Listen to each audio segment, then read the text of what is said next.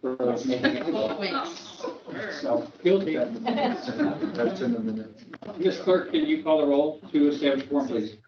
Ms. Fodor? Present. Mr. Kelly? Here. Mr. Pope? Here. Mr. Matt? Here. Ms. Palastrellini? Here. Mr. Robinson? Present. All six. Okay, please rise if you're able for the pledge of allegiance. Pledge allegiance to the flag of the United States of America and to the republic for which it stands, one nation, under God, indivisible, with liberty and justice for all. Good evening, Ms. Lyons. Did anyone sign up to speak tonight? Ronald Ross is first. Yes. Welcome. How you guys doing this evening? Great, thanks for coming. Great. I have a few things I'd like to bring up today. For one, I've been getting an estimated water bill for over a year and 2 months with no phone call from the village stating that there was something wrong with my water. I don't understand how it takes the village a year and 2 months to come up and tell me that there's something wrong with my water. And I was told that I'm on auto pay, so I don't question the village. You know, the first two bills that came out almost a year and 2 months ago had please call Mary if there's any estimated on your water bill. But then I go 3 more billing cycles with nothing on that until they called me a year and 2 months later to tell me that there's something wrong with my meter. It was just a simple battery. And now I'm responsible for a $500 water bill. Because they had to wait a year and 2 months to tell me there's something wrong with my meter. Can we explain this? You know, how the village goes a year and 2 months without telling somebody there's something wrong with their meter? Anybody? Any village fund board member? This is public comment, I'm sorry. We don't- Oh, you don't answer? Yeah. Okay, and I've been getting a lot of blowback and a lot of feedback on the Hampshire Police Department and the way they've been treating respected citizens here in Hampshire. When I came to, it's really sad. I came to this town 10 years ago, and it was a great small town atmosphere. The police were outstanding. They helped everybody. They weren't out there just to dig at everybody. And the amount of complaints that after a Facebook post that have been sent to me in messages about the Hampshire Police Department and their conduct is just appalling. And my own personal conduct, like having the police chief out when my water meter was being fixed to make me look like a criminal. That's kind of sad.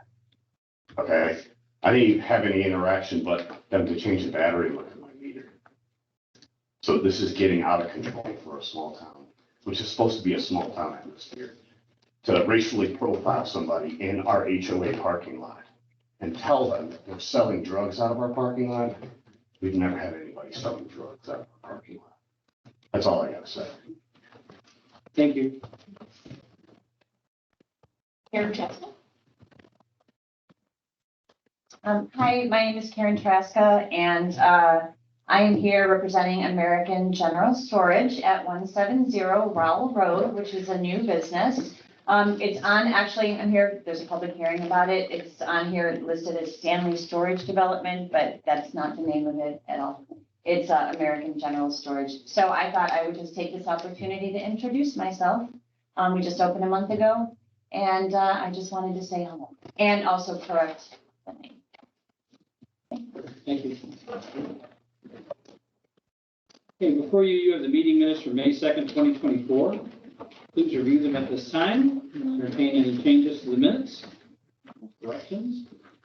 The mayor was present at the meeting, so I I think, think so. yeah, so we need to, we used the top call to order from the last meeting where the clerk had to find somebody to become. Oh, the program. Yeah. So we've got to put the mayor back in there, and the mayor called it to order. Got it. Yep. And then I want to double check the meetings are all during it right now, but that was the meeting that Mark Montgomery was here and Sean Horn. correct? Mhm. Okay, I had the question because I wasn't familiar. Yes. I knew I saw them once, I just didn't remember. No. And then page 6.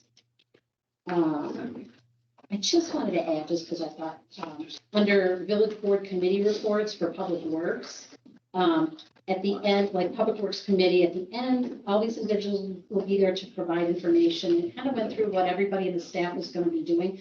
And I thought we also were invited, all the trustees were invited to attend and participate, so, and in the different rooms. And so I thought that should be added, so that it's not just staff, it wasn't just the mayor. but all trustees were invited to attend and participate.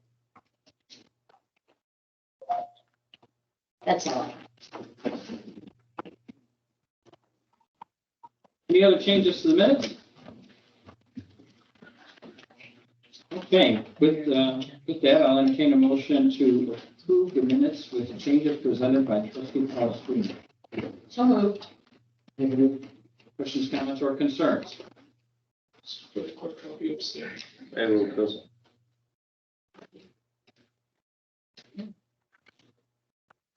Roll call vote, please. Mr. Kelly. Abstain. Mr. Cole. Abstain. Mr. Matt. Aye. Ms. Palastrellini. Aye. Mr. Robinson. Aye. And Ms. Fodor. Aye. 4-0. I have a proclamation to read. I was going to read it at the beginning of the meeting if we had a gentleman here that was going to accept the proclamation. He's not here, so I will read it under new business or other announcements. So just read it at the end of the meeting, keep things moving. And to stay true to the agenda. So next on our agenda, I will entertain a motion to appoint Mr. Richard Frillman to the Planning and Zoning Commission. If you remember when we established the Planning and Zoning Commission and combined the both Planning and Zoning Commission, the terms are kind of all over the place for the first few appointments, if you will, because of the way that we had, when it was created, there was one term, I think, that was 7 years long, right at the very beginning. And so, yeah, I believe, we talked about this, I believe the next term that comes up for appointment will be back to the regular 4-year. But that's why you see that there's a 5-year term for Mr. Frillman. Mr. Frillman was on our Plan Commission prior to it being combined into the second, the Planning and Zoning Commission. And he expressed interest to continue serving, which is how he's on the Planning and Zoning Commission. And now with his term coming up, again, he had like, it was a random 3-year term type thing, just based on how things were staggered. But he's expressed interest to continue serving. So he's a community member that's lived here for a long time. He's active in the community, serves on Coop Creek, and unfortunately he had to work tonight, so he couldn't be here. Does anyone have any questions about Mr. Frillman or his appointment? If there's not any questions, I would entertain a motion to approve Mr. Richard Frillman to the Planning and Zoning Commission for 5 years. So moved. Second. Questions, comments, concerns? All in favor? Aye. Opposed? Thank you. Mr. Mayor, if I can ask your attention, please. We now ask that you call a public hearing regarding the establishment of a special service area number 28 for American General Storage. Okay, now, I just call it to order, correct? That's it. I don't have to do anything special, correct, Mr. Patel? That's correct. All right, I will now call the public hearing to order for the creation of SSA number 28 for American General Storage right here on the corner of Allen and State. Does anyone have any questions about this process? It's fairly boilerplate. This is a backup SSA that is a requirement of the county to be put in place in case the property owners don't take care of the public improvements, drainage ditches and that kind of thing. So at this time, there's an agreement between the two.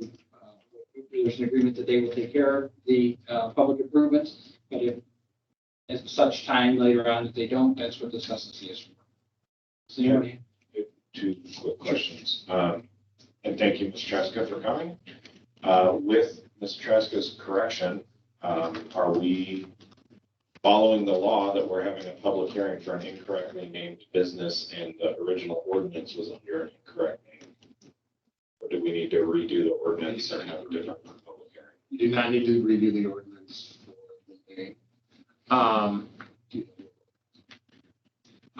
The standard for the public hearing and the Open Meetings Act, would the public know, and is it germane to tell the public to what the action item is? This action item is the public hearing, and it is number, SSA number 28 or 28 of them. So if anyone from the public wanted to come in and talk about this, ask questions about this, they would know that we would be having a public hearing with regards to the 28th SSA in the village, and not concerned about any Open Meetings Act violations, because Ms. Traska gave us the correct name of this. We also know it's a storage facility. So if you look on that, we all know this is SSA, the 28th one, about the storage facility in the village. So I'm not concerned. Consequently, if the business name should change at some point in the future, would they need to come back and have the ordinance changed with the correct business name, or just because it's SSA number 28, it's more of a thought? That's what, I guess what I'm asking. Well, I mean, it depends upon the nature of the agreement, if they need to come back and change the names and what the terms are with regards to that. But for the purposes of tonight and prior approvals, does the public know what we're doing here tonight? Absolutely. They know that the 28th SSA is having its public hearing tonight, and it is for storage facility. So, sorry, to go back to my original question, it doesn't SSA number 28 specifically call out a business name? I don't know, Mr. Connor, if you're looking that up or not, but Yeah, it calls out Stanley Storage Facility. However, it refers to the PIN and the address. And the address is correct. Yeah, this is correct, PIN number's correct.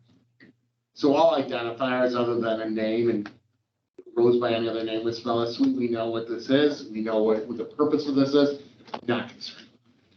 so are we gonna go back then and fix the ordinance, or will it stay and remain as Stanley Storage listed in the ordinance number SSA 28?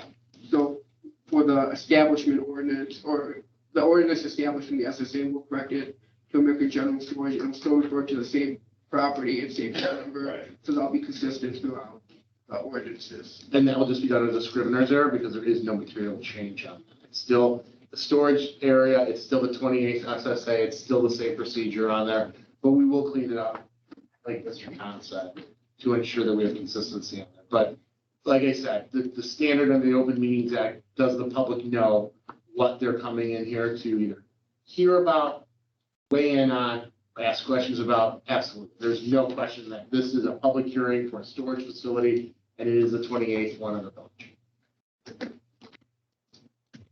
Any other questions? Is this joint then, or we're doing both, or there's two public hearings? Two public hearings. Two public hearings. No action. Any questions from the public? Is there anyone signed up to speak at the public hearing? Nope. Nope. All publications were made in the appropriate newspapers. Correct. We have certificate of publication. There's certificate of publication for both. Any other questions for the board or from board or public? I will entertain a motion to close public hearing. We opened it through a motion, we should close it through. Second. All in favor? Aye. Opposed? All right. Next, we have a public hearing regarding the establishment of SSA number 31 for the pet ag development. Can I have a motion to open the public hearing? Questions, comments? All in favor? Aye. All right, welcome to the public hearing for SSA number 31. It is the same story as SSA number 28. It's a backup SSA. Should the person that's occupying that property choose not to maintain the public improvements on said property. Do we have any questions for staff, the board? Is there anybody signed up to speak? There's not. We have certificates of publication. Does anyone have any questions? These are both new SSAs? Yes. Where's 29 and 30? I can answer that. This bugs me too. Mr. Schuster, when he establishes or, like creates the list, he does them in order of developments that are coming into the village. rather than doing them in order of when they are presented to you. So there are some, there's a couple in the background that like are never gonna be used. So yeah, they're just out of order. They're reaching you out of order. Good question, because I was thinking that they were, like, we no longer had an SSA for it and the number wasn't being used, so we were just assigning it. So, thank you. Any other questions? I'll entertain a motion to close said public hearing. So moved. Questions, comments? Ms. Clerk, oh wait, all in favor? Aye. Opposed? Thank you. All right, the public hearing is now closed. We are back into open session on bated breath to hear from our village manager, Mr. Hedges. Thank you so much, Mr. President. All of you like that. We have with us tonight Melanie from Vicarious Marketing. Some of you met, 4 of you met Melanie at the open house at the Utilities Department last week. She's been helping us message with our new utilities master plan rate increases. So she's going to make a brief presentation tonight on where we are in the upcoming messaging that we're going to be doing over the next 2 months. If you can, ask- if people want to pull their chairs up to be able to see it, turn it around so you're not covering your head. Sorry, Ms. Miller. Melanie, do you want to give Melanie, can you hear us okay? Yes, I can. Good evening, everybody. As Jay mentioned, we were contracted to work with the village to help with getting information out about the rate and fee increases, if they were approved by the village board at the April 18th meeting, which they ended up being approved, but we certainly wanted to be ready to make sure that we could share information with the public. So actually, Mo, if you're doing the slides, can you go to the next slide? Yeah. Thank you. Just a little bit about me. Jay wanted me to keep this in here. So I have 2 different firms, Vicarious Multimedia and St. Stephen Public Relations. The lion's share of work done for the village was done through Vicarious Multimedia. That's basically a traditional marketing communications company. So, we did newsletters, social media, we handled the FAQ page, the graphic design for signage for the event, as well as PowerPoint presentations. And then the St. Stephen's PR, we work with the media. That's more the media side of reach out for press releases, working with the media partners to get our word out. Prior to that, just to give a bit about my background, I came from radio. That's where my first career was. And I started in Central Illinois, and then I moved to Chicago radio and worked at various stations listed there until 2004 when I started Vicarious Multimedia. Okay, so you can go to the next slide, Mo. Thank you. And just a little bit, I just gave you the lowdown on the 2 companies. St. Stephen specializes in public relations, public information projects, which is what we really did with the rate and fee increases. This has been and will continue to be a public information project. We also handle crisis communications. We do work on the political side of things as well. And then I had explained what Vicarious Multimedia is. So altogether, we have 12 people, 6, 7, or 8 rather, with Vicarious Multimedia and 4 with St. Stephen. Next slide, Mo. So as mentioned, our job was to work very directly with the village in order to make sure that we were very clear to all stakeholders on what the rate and fee increases were, and as well as why they were happening. And that was a big part of our emphasis in working with the village to ensure we were explaining why these increases were needed. There was a deep understanding that no one would be happy about this, but what we can do and to address that is at least help people to understand the motivation and the why behind what was being done. So throughout our communications, we wanted to make sure that there was an underlying message of, while this is painful, we do have to plan for the future of Hampshire. There's a lot of growth going on, and that will continue, and infrastructure is getting old. So that was kind of the underlying message we really wanted to get across to the community members. Next. So we utilized a lot of different channels to do this. So took a very multimedia approach, multi-channel approach. We utilized the village website to build the FAQ page, which really We did do one project prior to beginning the FAQ, but that's a really decent undertaking of time to be very thoughtful, to really think around the entire information, set there. There's the increases that residents and businesses will feel, but there's also the understanding and reasons why. So, like directly with village staff, we worked with not only Jay and Lori, but also Mark and Mo and Sean, to really, as a team, work together to bullet out those FAQs. So that was really one of the first deliverables, and truly the way we work is everything really does grow out of those. We want to make sure that we have every single bit of information that someone might want to ask, and all the other channels that we utilized, really the information kind of flows out rather from the FAQ. So that moves to social media. We utilize the social media channels. We even utilized an outside social media channel, the Hampshire Community Network, because it has such a strong following that not only did we publish on that page, but we also did monitor it. And, Jay and I worked together to make sure that the feedback or the questions and even concerns and some complaints about it. But as we went through the feedback on that page, we actually did create 2 FAQs additional that, answered questions that were asked on there to make sure that we were answering all questions. So that was very useful. And that's a very useful tool that you have to be able to gauge how the public is feeling and have the best understanding of what questions they might have. And so we did take that and utilize it. Additionally, as many of you may know, Mike did get on WRMN as an interview, which was great for him to have that opportunity to really speak to the increases as well as why they were happening and the infrastructure needs in the village.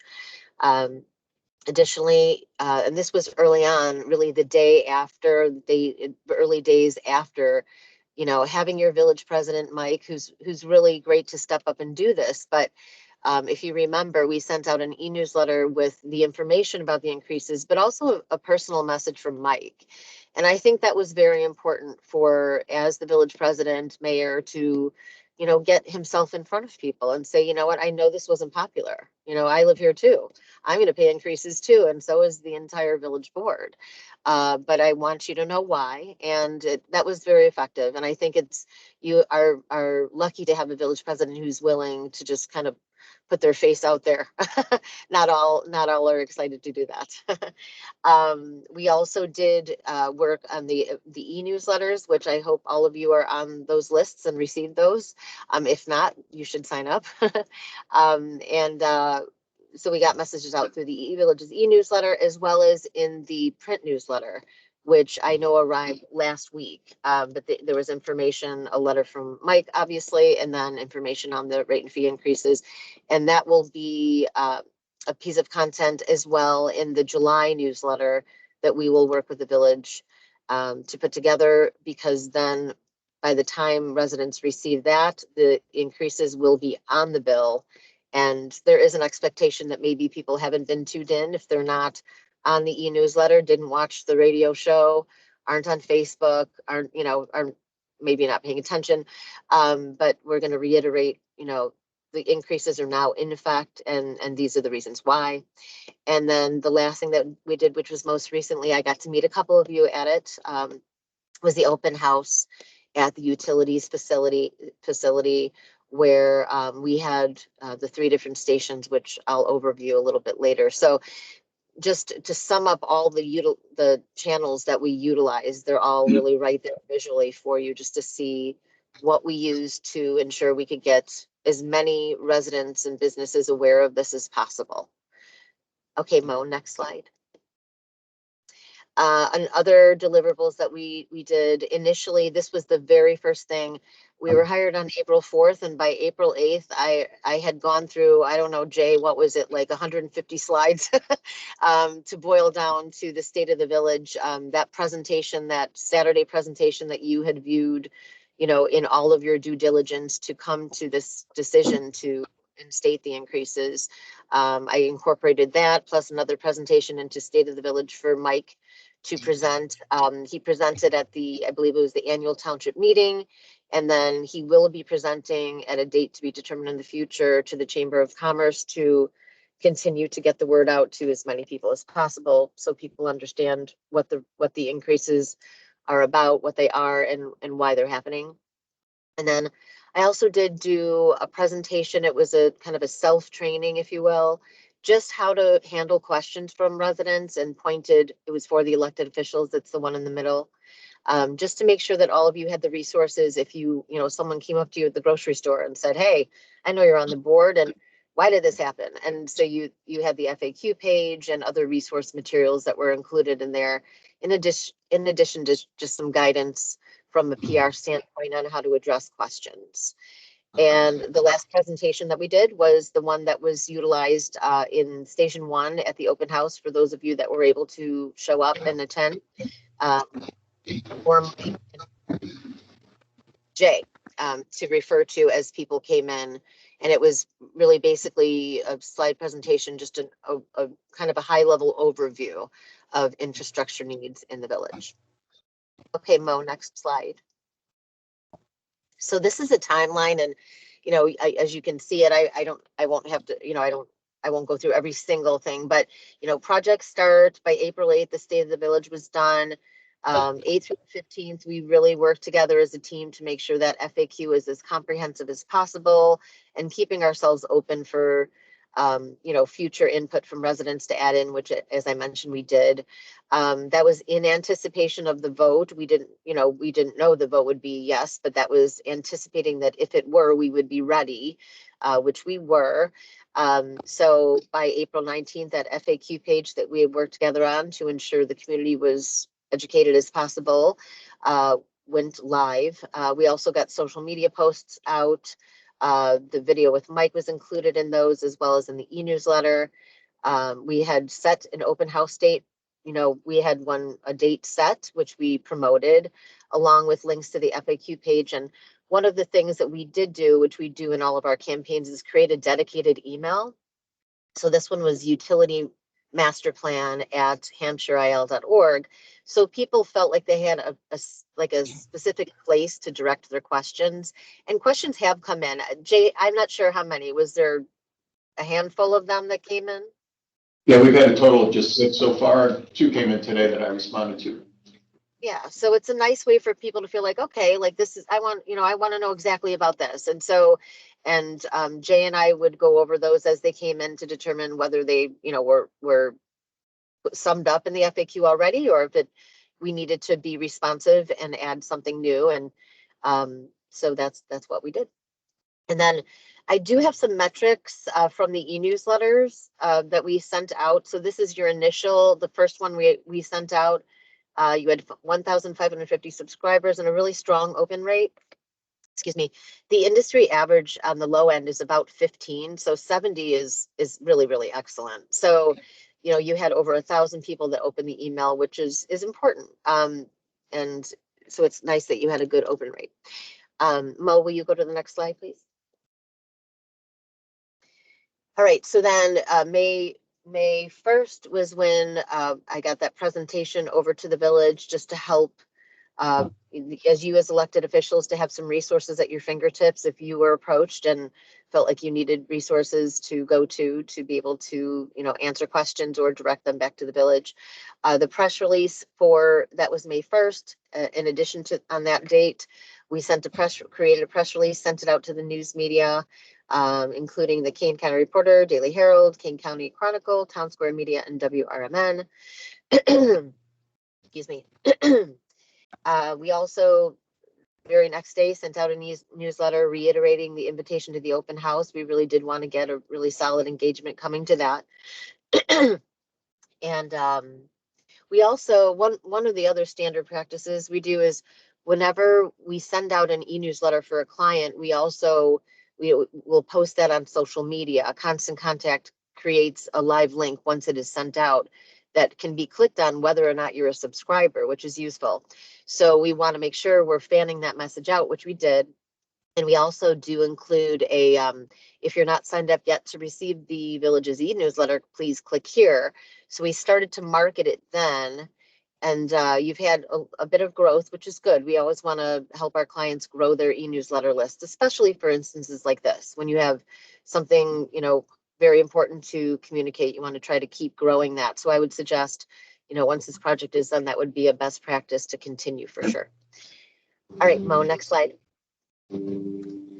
So our graphic designer, I don't know how closely, you look at the print newsletter that goes out with the water bills, but our graphic designer, we saw some areas for improvement, and so we took care of that.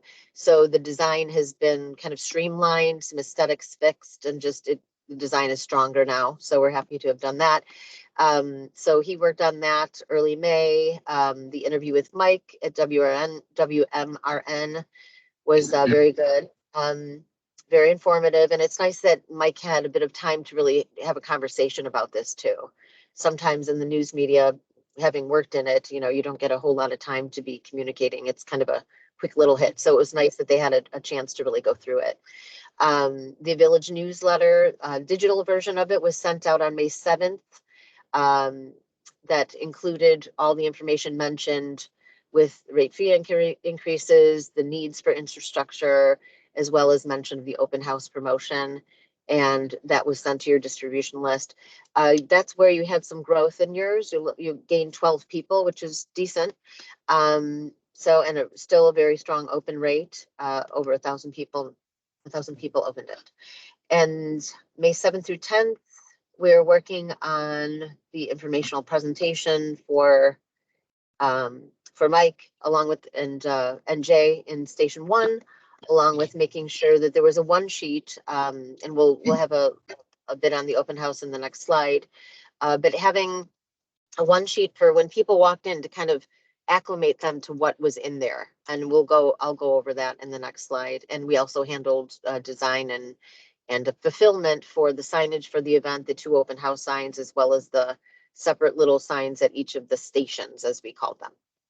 Mo, next slide, please. Thank you. So just a little kind of visual for those of you who weren't able to make it, and for those that were, you might be in these pictures. We had Station 1. It was Mike and Jay, and as I mentioned with that PowerPoint presentation, just a nice overview for people to kind of visually see. And then also Meg, the sustainability coordinator, was able to join us as well, and she had a really nice addition where she had some water conservation tips, which, if people want to save on their bills, they can potentially take advantage of those and hopefully save some money. So that was a nice compliment, I thought, to add to that, to the Station 1.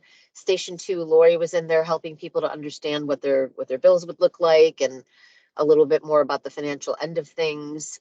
And in Station 3 was Mark and Sean, and they did a great job just really kind of walking people through, like, what is the water and sewer infrastructure in town. And then another nice addition was that tours were offered of the wastewater treatment facility, which a small handful of people took advantage of. So that was nice.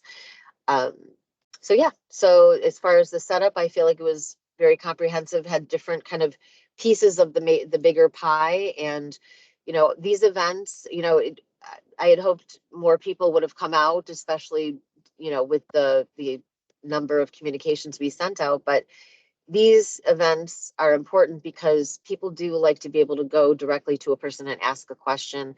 And it says a lot about the village to say, come on in, we've got information, and if you want to come, please ask. And we have these presentations. So it was a strong move to do that. Mo, I'm ready for next slide. So we're kind of finishing up here. So continuing social media to make sure that we were now, first reminding people of the open house on the day of. We did do it prior to that, but just a quick reminder, hey, don't forget tonight's the open house, hoping to get more people. And then after the open house, we did do a summary of the open house, just for those that weren't able to attend, letting them know what happened there. If you weren't able to make it, we had 3 stations, letting people know who was there and what information was shared.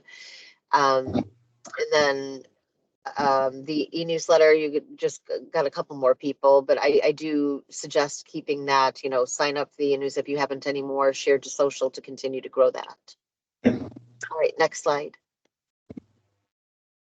So now what's coming up? So that's the quick summary of what we've done. And did anyone have any questions at all before I move on to moving forward?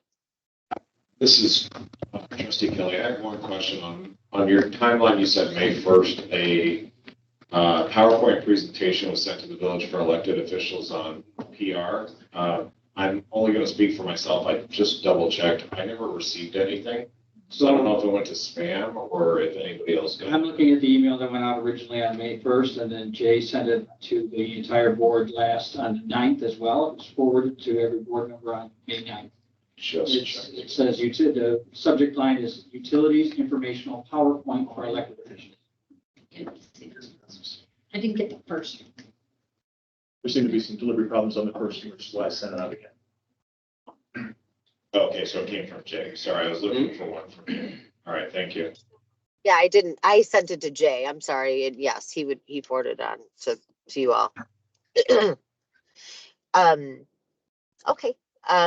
So now we have coming up, we've got some more things to still work through until when we get through when the new fees will be on the bills.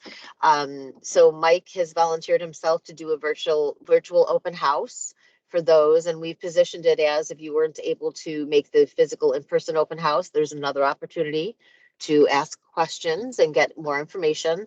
So that's scheduled for May 22nd on Facebook, and that has been shared out through the e-newsletter and through social media. And it also is shared to the Hampshire Community Network page as well. So hoping to kind of grab a few more people from there as well. As mentioned prior, that Chamber of Commerce presentation is coming. They haven't reached back to the village as far as I hear from Jay last we spoke to schedule that, but that is pending. And what we will do then a day after the open house, or as soon as we can get it, Facebook Live videos really kind of published to the page nearly immediately, but as soon as it's there the next day, we want to share it out just so people can hear what was asked by people who did attend. And we plan to share it not only through the e-newsletter and the village's social pages, but again, back out to the Hampshire Community Network page. I would just like to add that we published the event on Facebook earlier in the week, and right now the only person that is committed to going is the village. So we have 6 people that are interested. We have 6 people interested in attending, but only one person has committed, and that's the village. So just okay. Well, we can push that out again and hopefully get a little bit more engagement. So we will do that as well. And there's still time. There's a few more days. So we will do that once it's over and share that to the social as mentioned. We are going to be putting together, we are in process of doing an infographic. I work with Jay, and just to spread things out, we're planning to get that out on the 27th.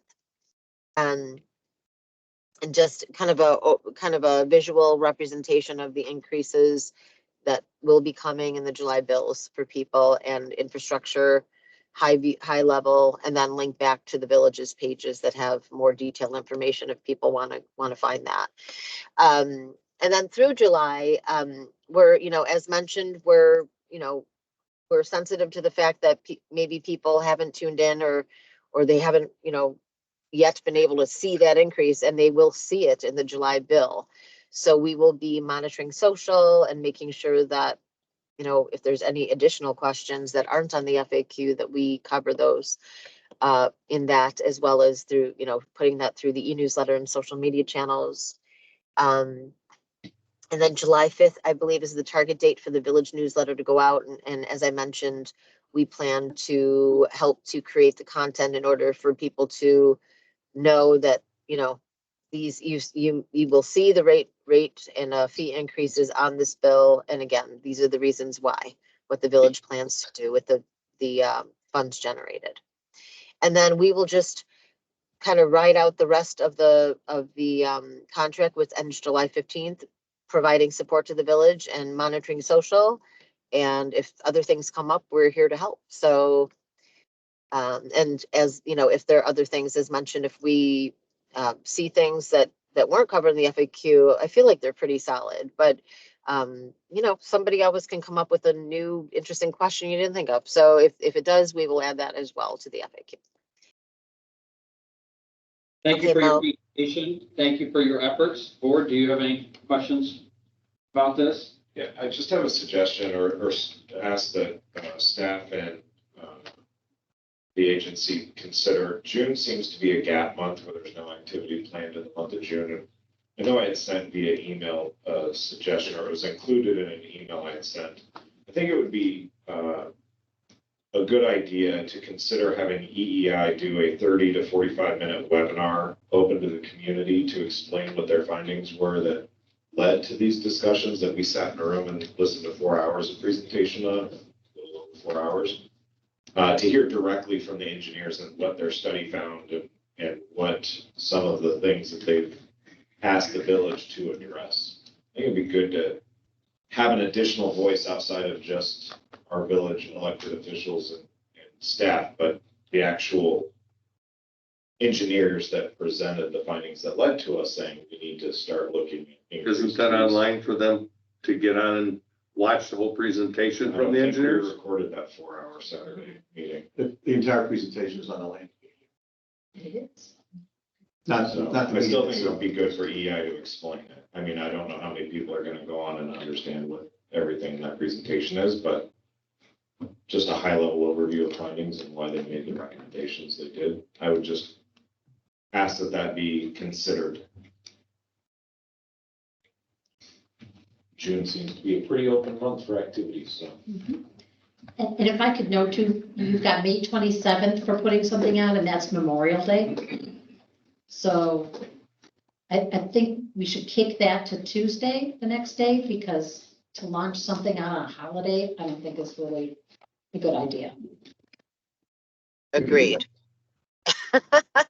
That totally skipped by me, just thinking about dates. Yes, you are right. I have a question. I don't know, have we considered putting in just a simple Excel spreadsheet where people can see their current bill and what it would become on the new rate changes, just so they can plan? Yeah, in the FAQs, we do have a chart that shows that. It shows the impact on each individual, and it shows that dollar amount that I think Trustee Kelly came up with in discussion. It's roughly $20 per month per residence. That is in the FAQ section, yes.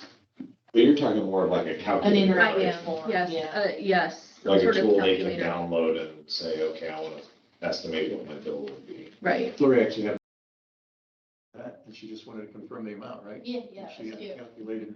She was out there today, it was great. Well, when you're trying to budget, it's really important that you have, you I know, think we could, accurate numbers. we could do an Excel spreadsheet, I think where I could lock the cells so they can't, Yeah. you know, like change some of the Exactly. things and just plug in Even their if it's just something they can download. consumption and, yeah. Mhm.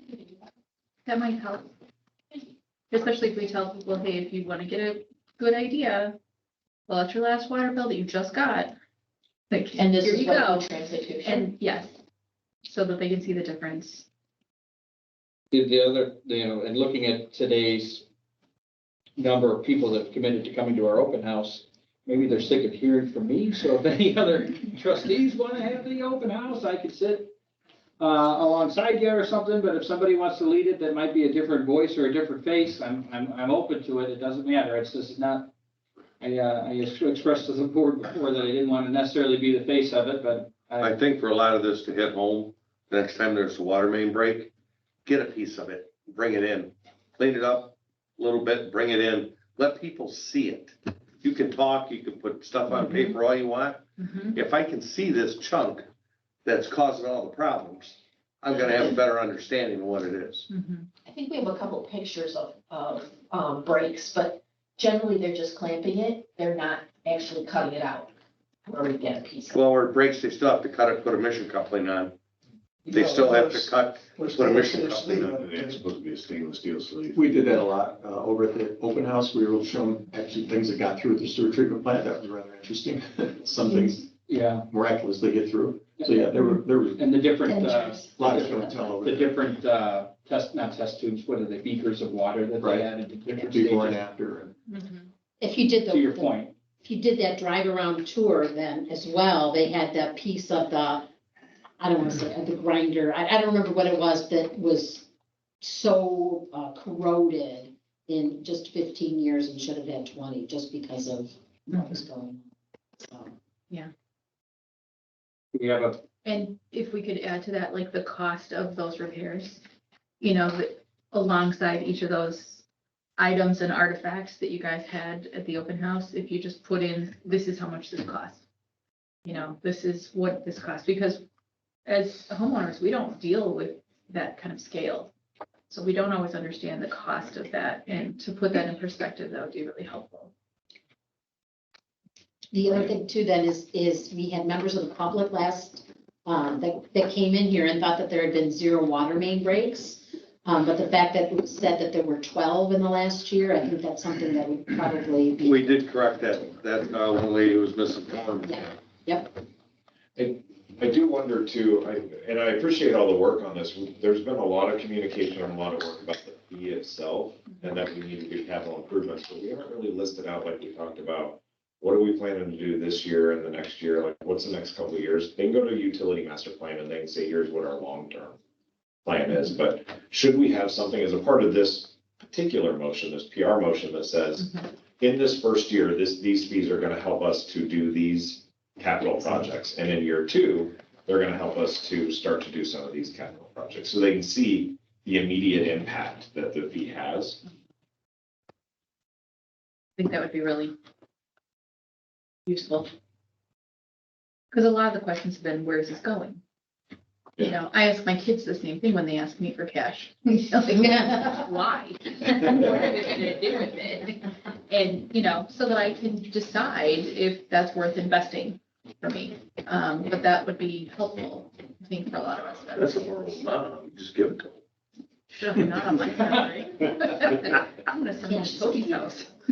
My apologies, I had to leave for a second meeting. I am so I think we got a really good suggestions from the board tonight. We appreciate that. Staff will go back and work on that, work with Melanie. Melanie, thank you also for your time tonight. Of course, thank you so much. Have a good evening, everyone. even though she's gone, the offer still stands. If somebody else wants to do the open house, I'm all in. Otherwise, it's Wednesday night next week. Looking for a site pick. By the way, Looking. I'm cross-eyed, so I'm looking at you and Lori, Okay. or you or Lori. With that, Mr. Mayor, Told you, Rodney Dangerfield. we would now ask your consideration of a resolution approving a letter of credit reduction for Prairie Ridge Neighborhood J. You have a brief agenda supplement before you from Finance Director Lyons. If you have any questions, I'm happy to answer.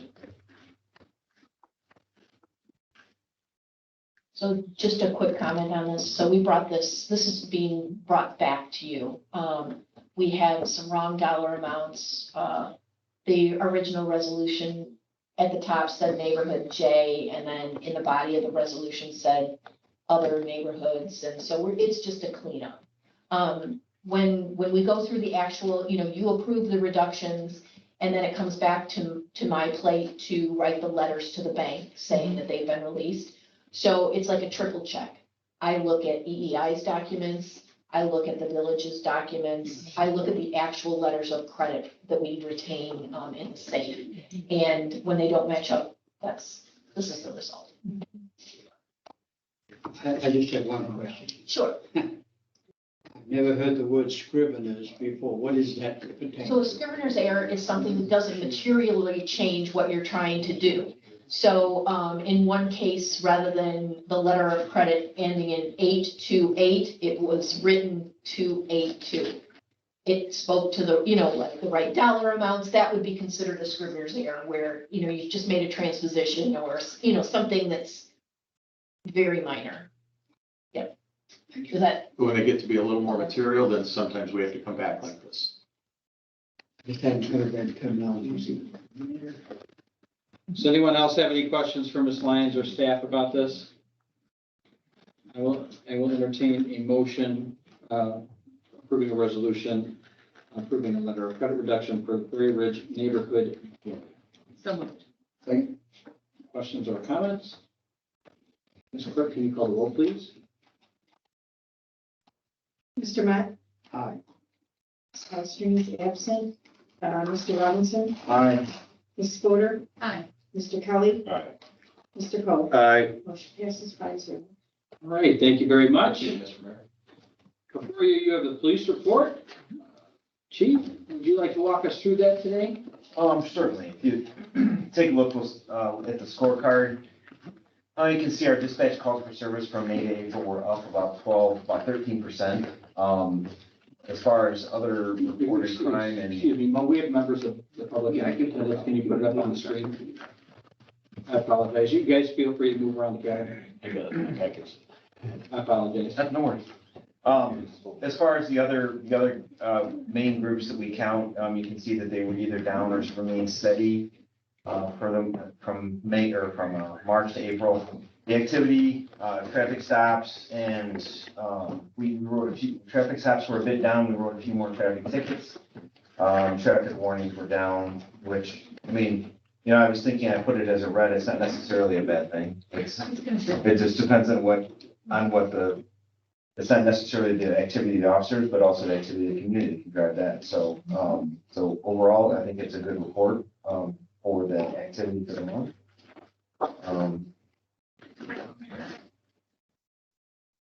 And then we just go through the next couple of slides. These are the slides that you see on a regular basis. That just count the numbers of Group A offenses. Oh, I'm sorry, I did have this calls for service or incidents comparing the activity, the overall calls for service for April to the last 5 years. And we're still down a bit from last year. It looks to be substantially down from 5 years ago. From 5 years ago, substantially down.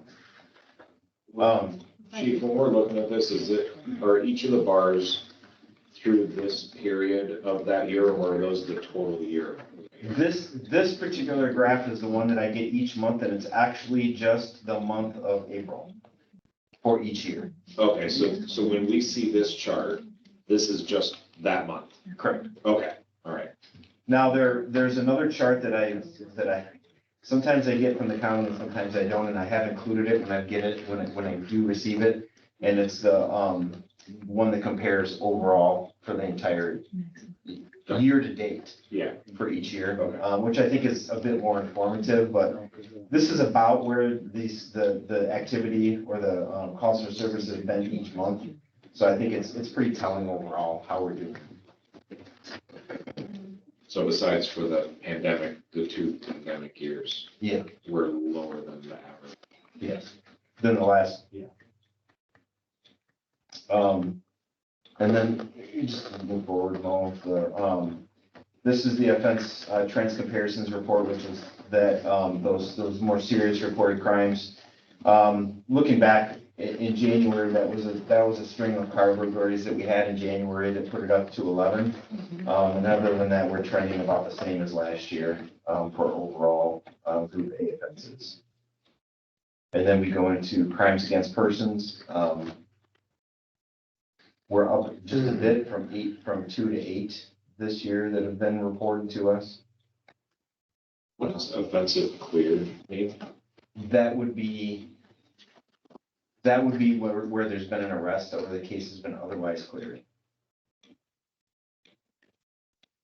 So if you look at the bottom for crimes against persons total, the percent cleared for our total crimes against persons this year is 75%. So that means that 75% of the incidents we've had some sort of clearance, either an arrest or, the case has been closed due to other reasons. Okay. That's what counts as clearance. So there would be 25% open cases.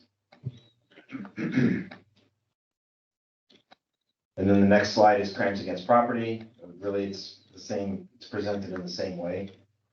So you can see where the numbers are at there. Really, that burglary and then theft offenses, that's what has contributed to most of that number 15 for crimes against property. And then the next slide is accidents. Nothing remarkable for the month of April there.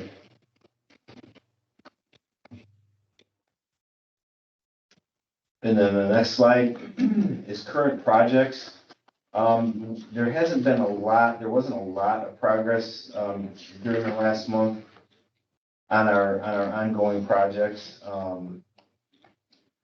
And again, I mentioned each month, we are working on this, implementing National Night Out and, a chaplains program, overall officer wellness program to, assist the officers with that. And then for goals accomplished, we did hire Officer Amy Rordance this year, or this last month. And she's at the academy now. Things are going well there. We held that Chiefs open house for the Vertra.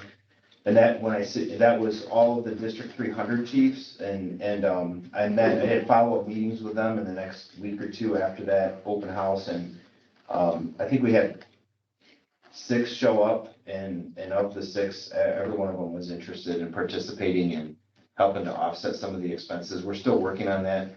Lieutenant Neblock just got back from his training, that he's been gone for the past 3 months. He's been gone every 2 weeks.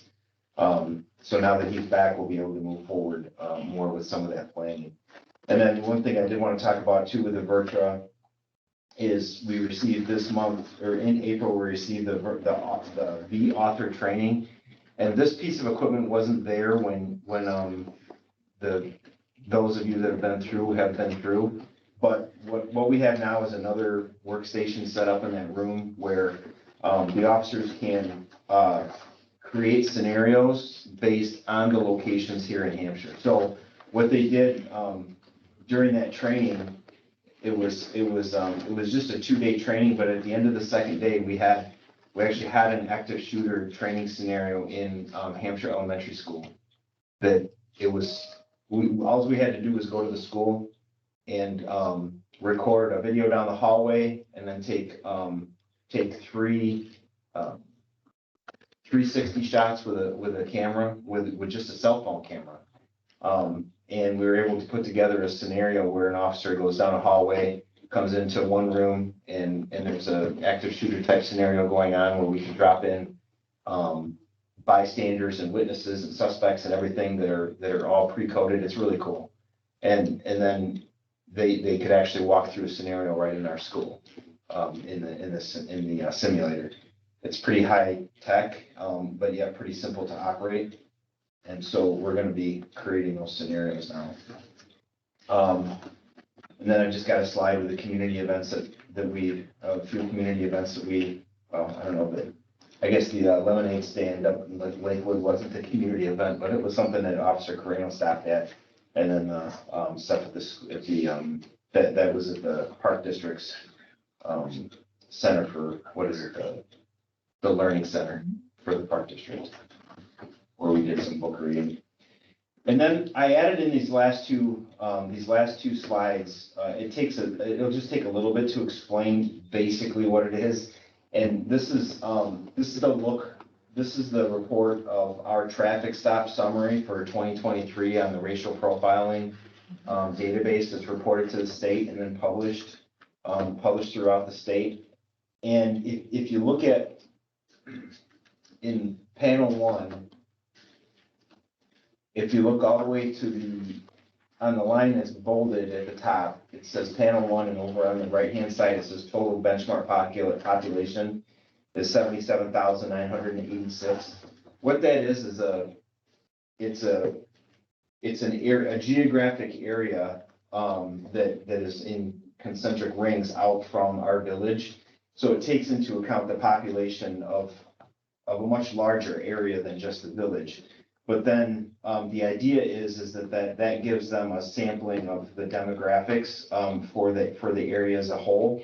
And then if you look under panel 1 at the line that says stop rate ratio versus white, and then follow that across into each ethnic group, you can see we're actually doing really well overall. All of the numbers fall well within the benchmarks. So what that means is under white, it says 1.0, and then each ethnic group is compared against that. in relation to the percentage of population that is in this general region.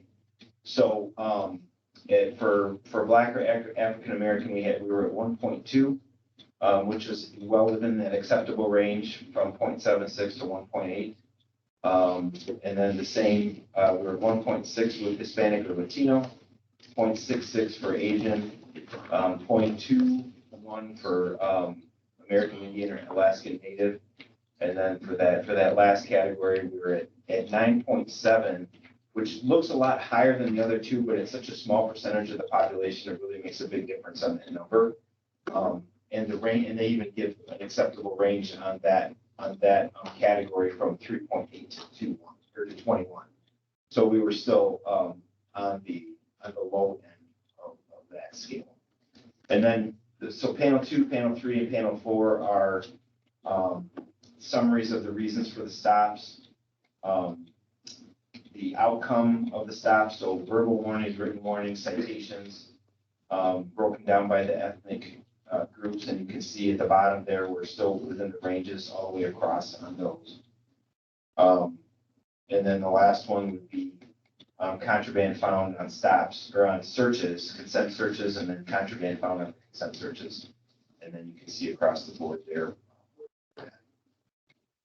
Seems that on all of your stops, that not 90%, but most of the time, warnings are given more than we write citations. Yes. And that's reflected each month on the scorecard. Right. Yeah. I'm not saying it because I'm saying we need to, write more citations. I'm not. I'm just pointing out the fact that we let people go more than we write tickets. Yes. Was what the data showed. And honestly, I encourage that. I encourage written warnings, and when I look at our overall activity for the month, I'm pleased with written warnings as well as I am with traffic. I mean, really, when I look at the stops and the warnings.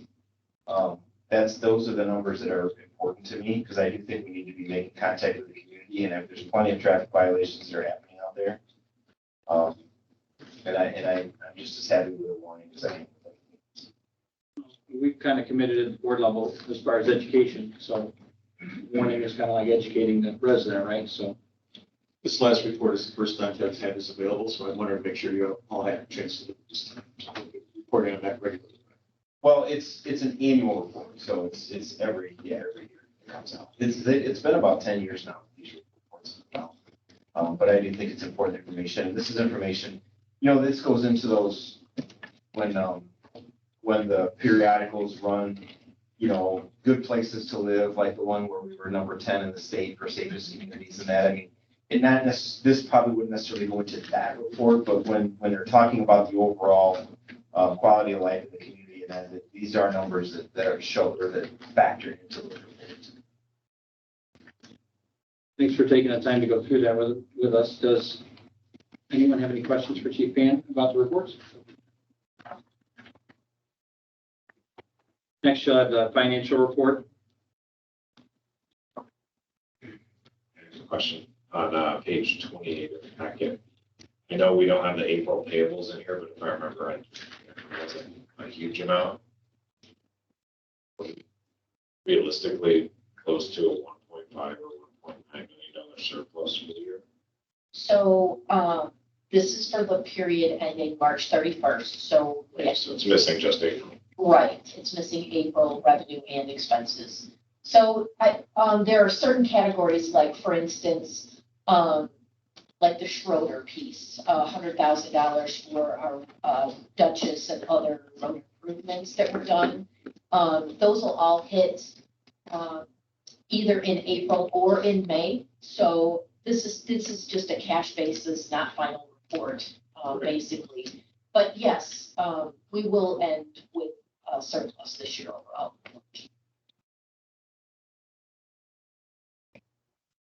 Any other questions? Thank you, Ms. Lyons. Thank you, Chief. Thank you, staff.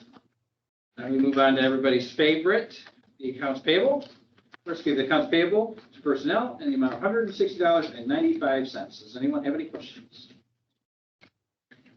Hearing none, I will entertain a motion to approve the regular, the accounts payable to personnel in the amount of $160.95. So Second. Questions, comments, concerns? Ms. Clerk, can you call the roll, please? Mr. Robinson? Aye. Mrs. Fodor? Aye. Mr. Kelly? Aye. Mr. Coe? aye, Mr. Matt? Aye. Motion passes 5-0. Next, we have the regular accounts payable in the amount of $622,927.38. Does anyone have any questions? Just one, on page 15 of the payables, this lines is the Schroeder, what you're referencing, you said some will come in May, some in April. Yeah. That was, we bid that out, right? I'm just trying to remember, my memory is not hitting tonight on all cylinders. So yes, this was done shortly after, so we often do these projects in the summertime. And if you recall, they had to delay until the spring. But yes, it wasn't formally bid out.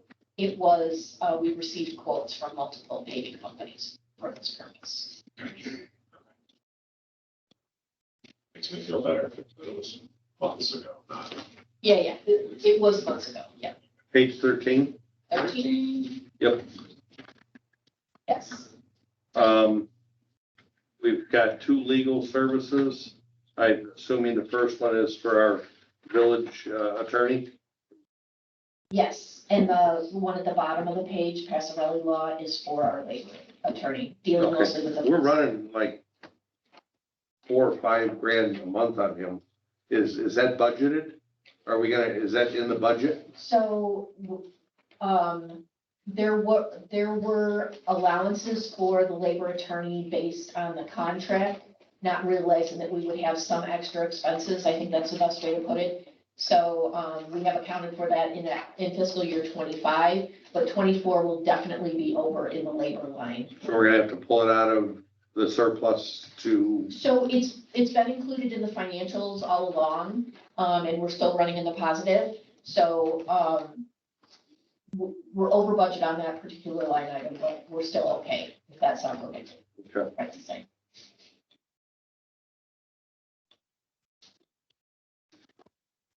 Any other questions? I'll entertain a motion to approve the regular accounts payable.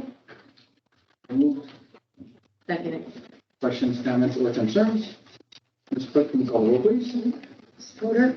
Aye. Mr. Kelly? Aye. Mr. Coe? Aye. Mr. Matt? Aye.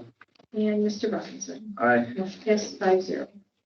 Next, Village Board Committee reports, BDC. BDC did not meet in the month of May. The next scheduled meeting that I'm aware of is the second Wednesday in June. If that changes, I will let you know in the first one, but there was no meeting. Public Works. I have nothing to refer to Mr. Edges. Nothing to add tonight. The lights look good. Dave and Lights. crew have done a lot of work as far as helping.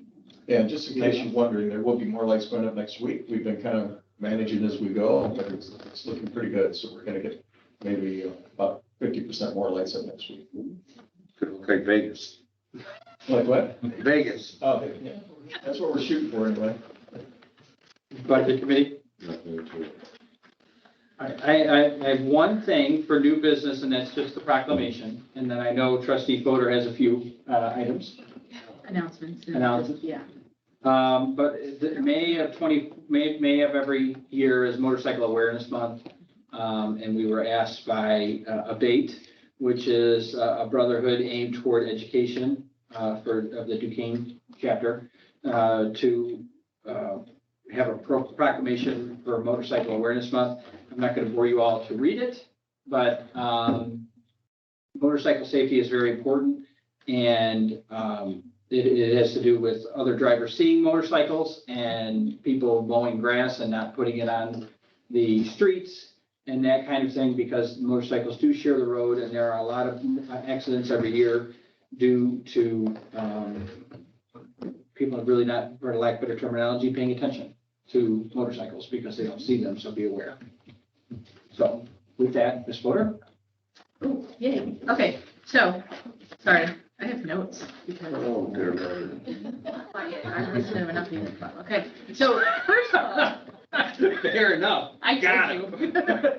Okay, so D300 will be graduating the class of 2024 tomorrow, one of which is mine, so thank God. But also congrats to all D300 graduates, Hampshire High School and all the other schools as well. So that was my first one. Second one, also Hampshire High School, their lacrosse team continues in their playoffs after beating Batavia 22-6 yesterday. They will play Neuqua Valley on Monday, so wishing them all the best. I've seen their seating and yes, they're going to need it. Hampshire High School's girls track today. Thank you to Hampshire Fire Department for escorting them to state. So they are headed to state. And also at Hampshire High School, the Illinois High School Musical Theater Awards, the prom was nominated for one of the best ensemble performances, as were two of the lead performers, Jillian Vanderhayden and Audrey Wagner, were both nominated for Best Performer in an Actress Role. And although they did not win, they were incredible, and the entire cast was also incredible. So thank you to all of them and all of our very talented young people for all they are doing, and I hope that they stick around and continue to make our town great. So, Thank you. see, that wasn't bad. No, that was great. Yeah. And you got to stick it to trustee Tool. So that worked out well. I saved a little more money. And tomorrow is Cop on Top at Dunkin' Donuts. Chief, do you have anything to add? Starts at what, 5 o'clock in the morning? 5 o'clock in the morning. Is it supposed to Get out rain? there. Oh, no, there's no rain in Hampshire. Merchandise. Never and rain. We have raffle tickets for our Harley Davidson Heritage Classic. And How much are they? $10. And then we're selling raffle tickets, but we're selling tickets for a session in the simulator, Virtual 300. Oh, that's So, cool. yeah. We'll be down there all morning. You can't go. Do we have to bring our own guns? It wouldn't No. work. No shooting in the street. Yeah, it's very expensive. No bullet holes, please. Any other questions, comments, concerns? Yes. Or new business. One, just to reiterate from what Village President Reed was saying, for anybody watching the video, shooting your grass or any clippings on the street is actually against a village ordinance. And you can and could be ticketed and against state law, sounds like. So please do not do that as somebody who is on a two-wheel vehicle from time to time. It's dangerous, so please don't. And then the other is just an ask of staff, because it kind of, I want to thank Mr. Ross for speaking tonight. It just raised some questions.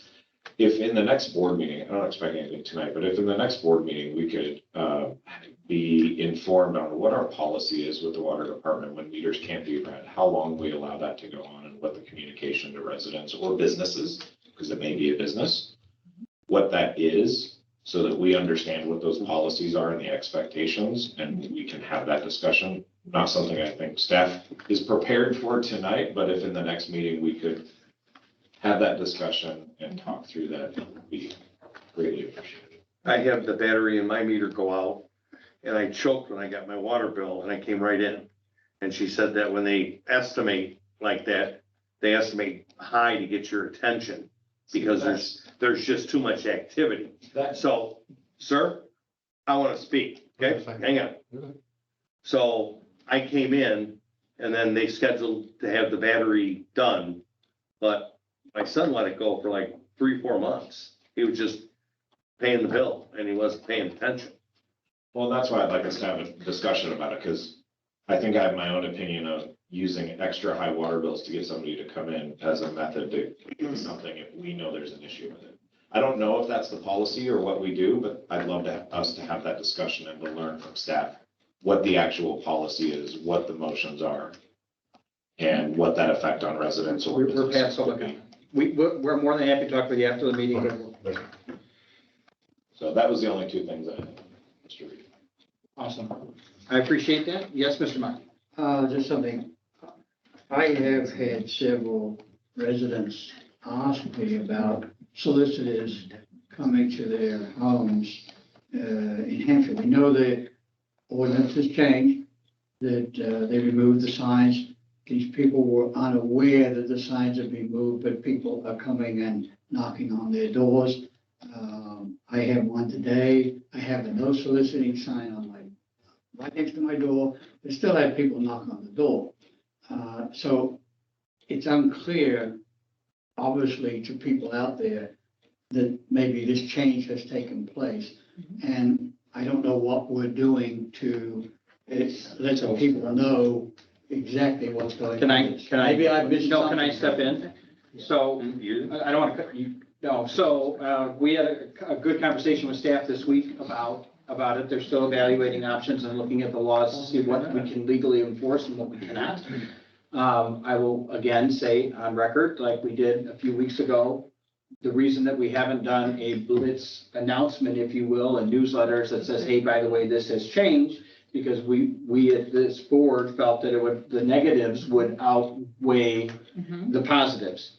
So if we go out on record and put it in newsletters and post all over the internet that the state law is now prohibiting us from enforcing our no solicitation ordinance. I don't mean to correct you, but our ordinance has not changed. We just can't enforce the ordinance that we have on the books. I understand. So we haven't taken our ordinance off the books as we're trying to figure out what we are allowed to enforce and what we can enforce. So staff and the attorney, Mr. Vaselli, are actively engaged in working on trying to figure out, one, what we can enforce, because the law is kind of ambiguous in the back of registering solicitors or not. But and whether or not we can enforce that. But the law is clear in your instance where your sign says no solicitors and they knock anyway, you can contact the police. Okay. That law, that part of the law is clear. And then the part of the law is also clear that if you don't want them on your property, you put a no trespassing sign on your property line, so they cannot enter your property. Yeah, my situation was, I wasn't sure I could explain we've seen happening, but I didn't know exactly how to respond to it and say, you should do this, you should do that, or whatever. And so I wasn't 100% clear in my mind that I was giving them the right information, and that So concerned me. let's keep it real simple, what the mayor just said. The right information is, the only thing you can do right now is post a sticker on your window and say no solicitation. If they knock on your door, ring your bell, call the police. You don't have to, but you can. Or put a sign at your mailbox on your property line that says no trespassing. If they come on your property and ring your doorbell, you can call the police. Right now, that's all we can do.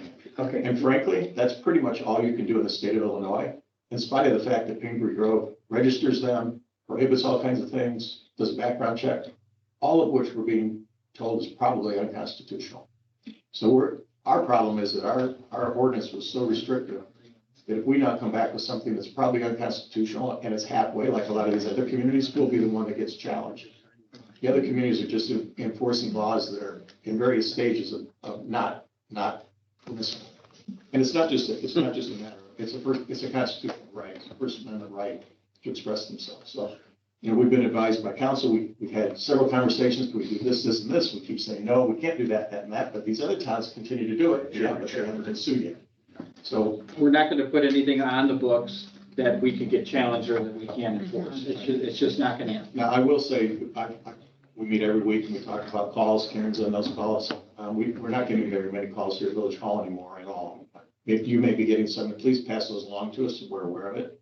But we're not getting calls or complaints on the app. I got one just tonight. It was a complaint came through the app just while we've been sitting here about a solicitor. That's all. The bottom line is I guess the message I would say is put a no soliciting thing on your door or the sign at your property line. And if they violate one or both of those things, that can be enforced. Okay, my question there is, what action will the police take if somebody has that situation? I think the question is what action can we take? It's not necessarily, every instance would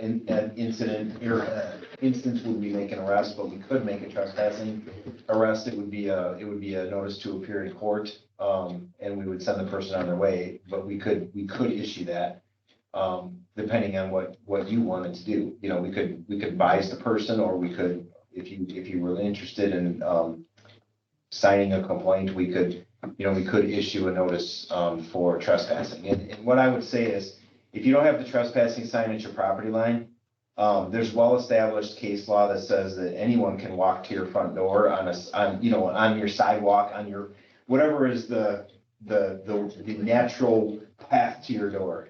that's okay. Until they violate that no soliciting sign at your door, then that converts that to a trespass. So, it would be a trespass either way.